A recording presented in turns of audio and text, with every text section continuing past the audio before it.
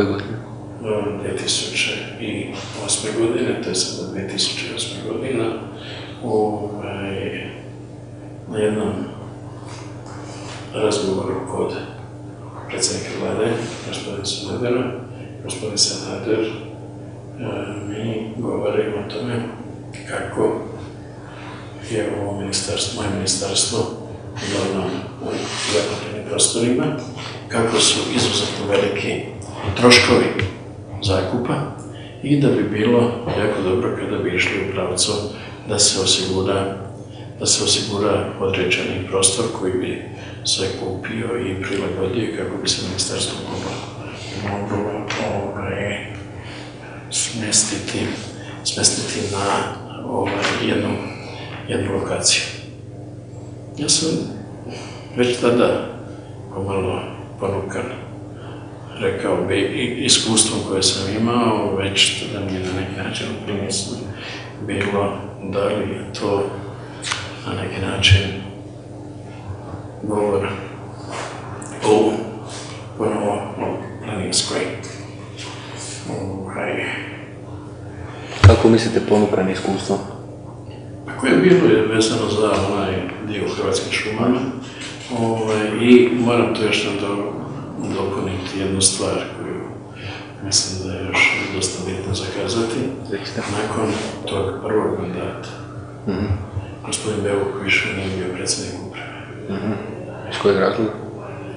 Tada se to, rekao bi, pravdalo da je to isto tako, kao što su, da kažem, tražili ministarstvo poljoprivrede HSS, da je isto tako se insistiralo, pošto je taj dio ministarstva otišao sa mnom, ja sam HDZ, da predsjednik uprave Hrvatskih šuma bude iskrsnic.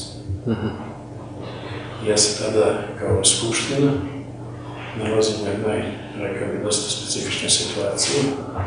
Na vladi se daje prijedlog skupštini da se razriješi gospodin Beuk, mjesto predsjednika, da se imenuje nova uprava u kojoj se za predsjednika uprave postavlja čovjek iz HSS-a, Darko Vuletić, a gospodin Beuk postaje član uprave.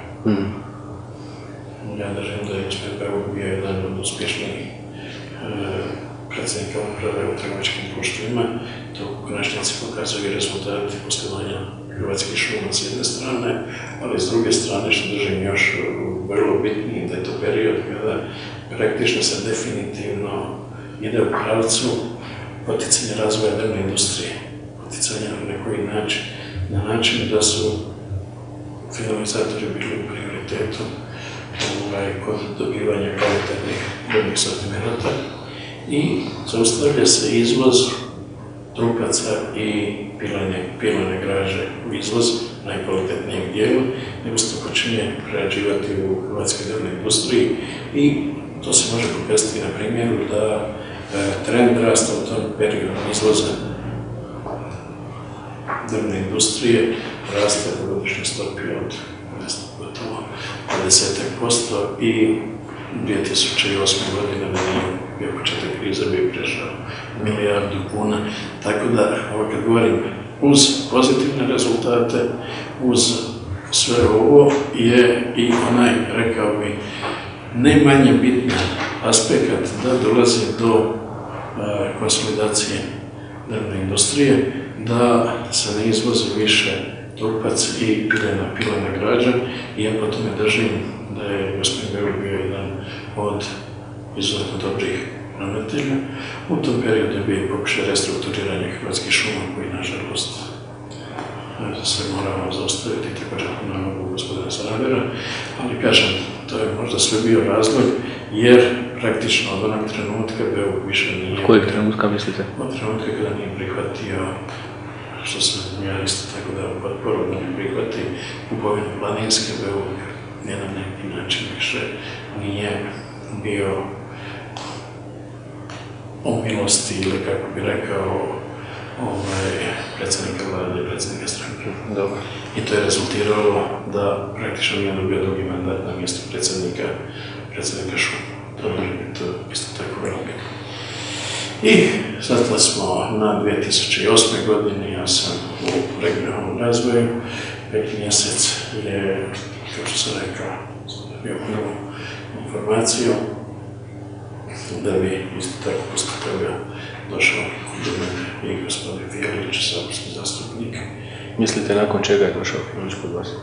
Nakon ovih razgovora koje sam imao sa Sanaderom, gdje je, kao što sam rekao, Sanader govorio o potrebi nabavke prostora, dolazi gospodin Fijelić sa pričom o zašto ministarstvo ne bi išlo u pravcu kupovine planinske, iz razloga da je to dobra lokacija, da je to mogućnost smještaja, da je to mogućnost izgradnje i potrebitog dijela za smještaj kompletnog ministarstva.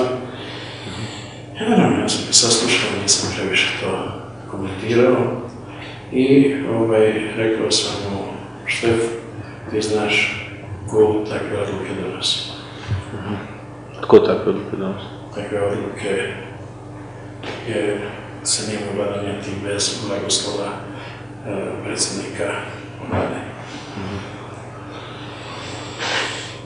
Da bi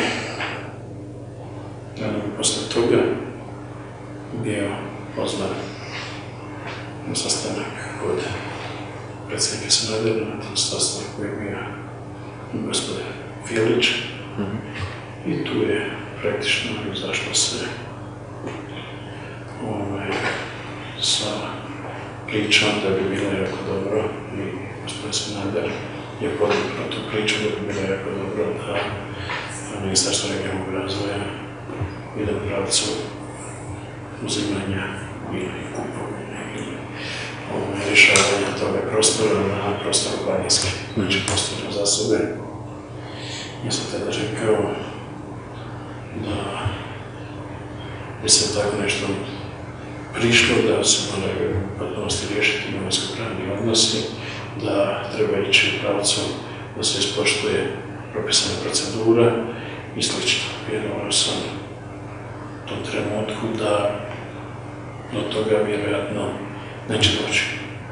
Ali, nedugo posle toga, negdje u 7. mjesecu, prije godišnjeg odmora, neposredno prije godišnjeg odmora, također sam bio pozvan kod predsjednika vlade, gdje je on rekao da bi najbolje bilo da idemo u pravcu da se od Hypo-leasinga Croatia zatraži ponuda i mogućnost da se prostor planinskoj riješi putem kupovine.